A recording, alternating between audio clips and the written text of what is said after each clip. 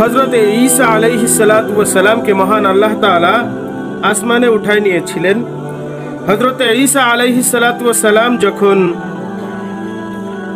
ধর্মপ্রচার শুরু করলেন, আল্লাহ তাআলার বিধান এবং কিতাবকে প্রচার শুরু করলেন, তখন হযরত মুসা আলাইহিস সালাতু ওয়াস সালামের অনুসারী যারা ছিল, ইহুদি যারা ছিল, তারা তৎকালীন বাদশার নিকটে এই বলে কান ভারী করলো যে হযরত ঈসা আলাইহিস সালাতু ওয়াস সালাম আমাদেরকে আমাদের ধর্ম থেকে বিচ্যুত করতে চায় এবং বিভিন্ন ধরনের অপবাদ হযরত ঈসা আলাইহিস সালাতু ওয়াস সালামের উপরে তারা আরোপ করলো।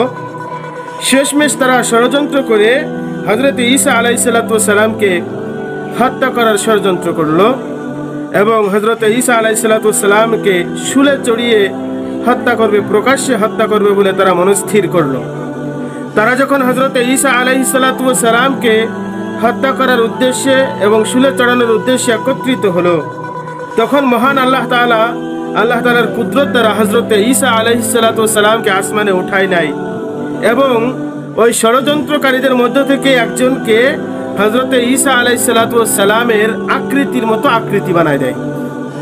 দেওয়ার পরে তারা ওই ব্যক্তিকে হযরত ঈসা আলাইহিস সালাতু ওয়াস সালাম ভেবে তাকে শুলে চড়ায়। মূলত হযরত ঈসা আলাইহিস সালাতু ওয়াস সালামকে আল্লাহ তাআলা আসমানে উঠায় নিয়েছিলেন আর তাদের ভিতর থেকে একজনকে ঈসা আলাইহিস সালাতু ওয়াস সালামের রূপ দিয়েছিলেন এবং তারা তাকে কি করেছিল রে? শুলে চড়িয়ে হত্যা করেছিল। তো সেই ষড়যন্ত্রের কথা মহান আল্লাহ তাআলা এই সূরা আল ইমরানের 55 নং আয়াতে বলতেছেন, ইয ক্বালাল্লাহু ইয়া ঈসা ইন্নী মুতাওয়াফিকা ওয়া রাফিউকা ইলাইয়া ওয়া মুতাহহিরুকা মিনাল্লাযীনা কাফারু ওয়া জাঈলুল্লাযীনা ইত্তাবাউকা ফাওকাল্লাযীনা কাফারু ইলা ইয়াউমিল কিয়ামাতি সুম্মা ইলাইয়া মারজিউকুম ফাহকুম বাইনাকুম ফীমা কুনতুম ফীহি তাখতালিফুন।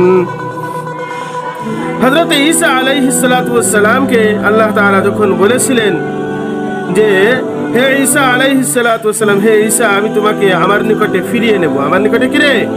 ফিরিয়ে নেব এবং তোমাকে নিজের কাছে কি তুলে নেব।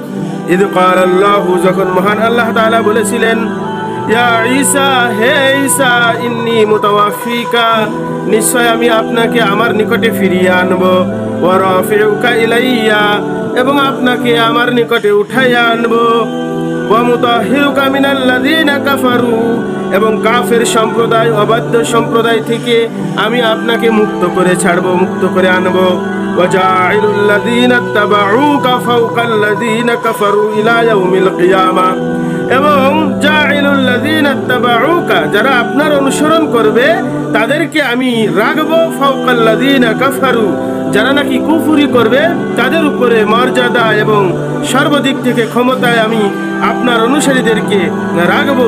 আপনার প্রতি যারা ঈমান আনবে তাদেরকে আমি রাখবো ওই সমস্ত ব্যক্তিদের তুলনায় যারা নাকি কুফরি করেছে। ইলা ইয়াউমিল কিয়ামা, কিয়ামতের আগ পর্যন্ত তাদের মর্যাদাকে আমি আল্লাহ তাআলা অক্ষুণ্ণ রাখবো।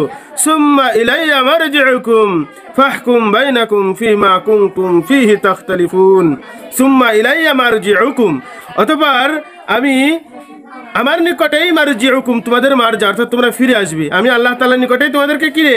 ফিরে আসতে হবে।